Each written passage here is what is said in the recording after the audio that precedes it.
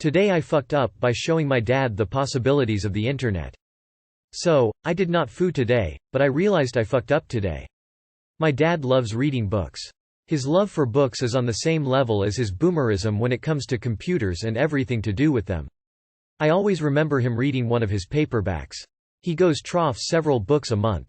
After he stopped working, the full reading potential became unleashed. Then, the old man got himself a tablet, because laptops are too heavy, and realized he could read on that too. And he doesn't even have to drive to the bookstore or wait for his new fix to be delivered. What a great time we live in. It didn't take him long to notice that digital copies are not really any cheaper than physical ones. That did not sit well with him. Also, downloading the PDF proved to be difficult for him. That is where my fuck up started. I mentioned that there are places on the internet where I get my books from that don't cost much money. Actually, they are free. And since my country is dragging its feet, it's not even illegal. I should have known by the happy face of my dad what was going to happen. "Can you download this book for me?" he asked. I found it and sent it.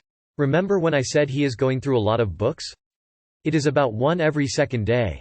How do I know? Because now I get bugged every other day, like clockwork, to go find and download yet another story for my lovely dad. Dr. Shared my internet knowledge with my dad and became an involuntary librarian. I've been answering the phone to my parents with, "Hello tech support, how can I help?" For years. I've considered setting up a premium rate number for them. I for sure thought you were gonna catch your dad finding hookers or importing pure drugs or something. Can you set up a Google Drive or Dropbox or something to transfer the PDFs over faster? You should ask him to pick several books at a time, so you can download them for him once a week or so. I was waiting for 50 assorted Playboys to pop up during that story, but it never came. Best possible problem to have. I do the same for my grandma in movies and books, and it's a good excuse to stop by and see her. You should get him a library card as they now have digital books for rent. Today I fucked up by underestimating the potency of my special stay awake sauce. Mood. Light-hearted, hopefully entertaining. Less than TW. Mild to moderate substance abuse. Less than. Gather, round, friends, and let me tell you a story of ill-advised mixology, daring bluffs, and a host of glamorous and not so glamorous exploits. I'd like to apologize in advance for Amy typos. My hands are rather shaky at the moment, for reasons that will soon become apparent. The time was 7 p.m. today. I was sitting in a lecture hall, struggling to stay awake. I still had 2 hours of class to get through, and the teacher's droning, soporific voice was doing a grave disservice to what should have been a fascinating topic. I wasn't concerned, though. I had a secret weapon. I reached into my bag, and retrieved the vial of Captain Cow's particularly potent pick-me-up potion I had prepared this morning. I uncorked the bottle and took a small sip of the cloudy red liquid inside. It burned my throat, and the acrid, bitter taste clung to my lips. It took half a bottle of water to purge the evil flavors from my mouth. But then, this stuff wasn't supposed to taste good, it was supposed to get results. I sat and waited eagerly for it to take effect. Half an hour later, the temptation to drift off to sleep was still there, clouding my mind and weighing down my eyelids. I decided I needed a little more juice. This time I took a hearty mouthful, forcing it down my throat despite my body's protests. That, dear reader, was a mistake. At this point, we should rewind a few years for some much-needed context. This is the part of the story with the daring bluff and the glamorous exploits. I graduated high school with the help of prescription stimulants, which were only prescribed for a short time. I took them on an as-needed basis, and squirreled the excess away for a rainy day. Fast forward a few years, to the rainiest rainy day in recent history, the pandemic. The collective mental health of the world took a nosedive, and I was right there with everyone else, plummeting toward rock bottom. I remembered how well prescription stimulants had worked for me in the past, but I didn't want to exhaust my dwindling stash or pay exorbitant prices for street Adderall, so I started looking into alternatives. Dear reader, did you know you can just go on the internet and buy a canister of pure, laboratory-grade caffeine? I didn't, until one fateful night in December of last year. I sat staring at my computer screen, my mind awash with new hope and anticipation. I added the canister to my cart, and pressed the big green button.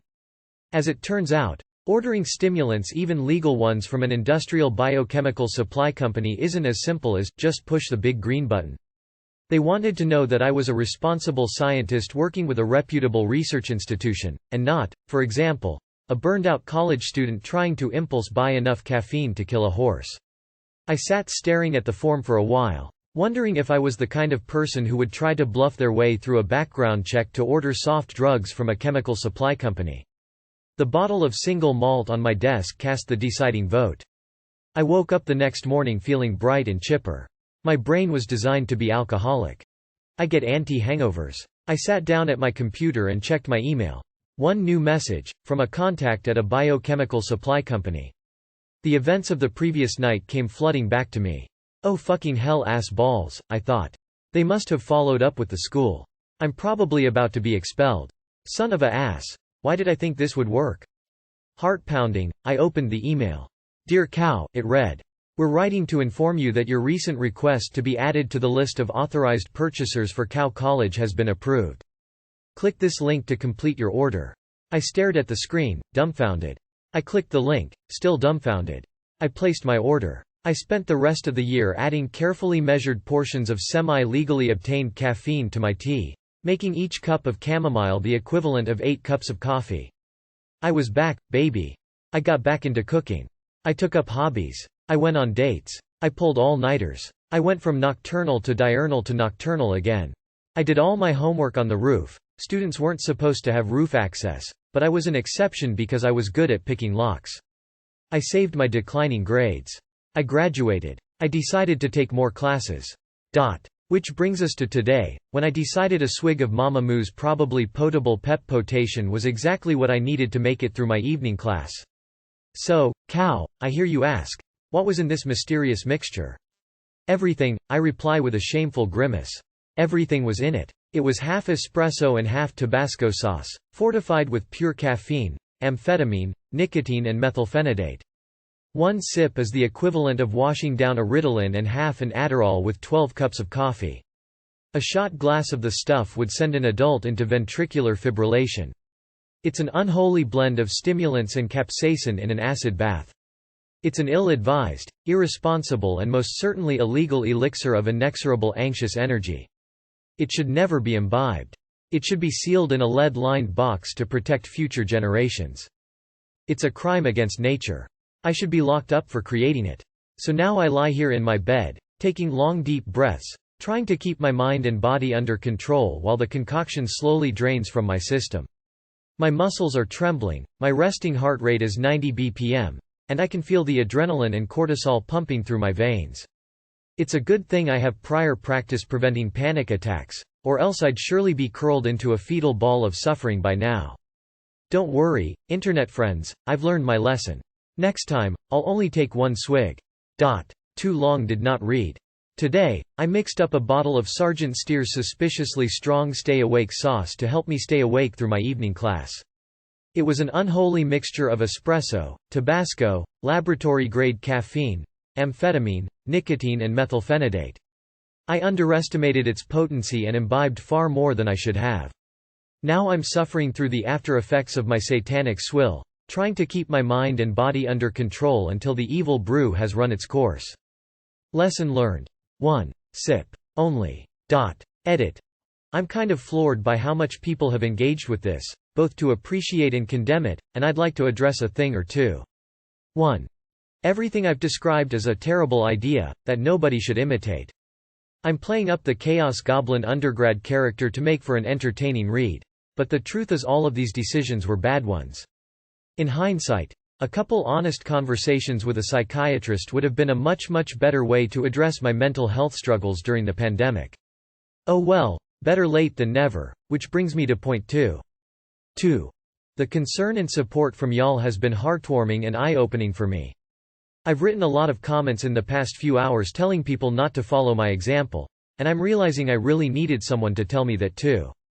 I'm going to email my psychiatrist tomorrow and set up an appointment.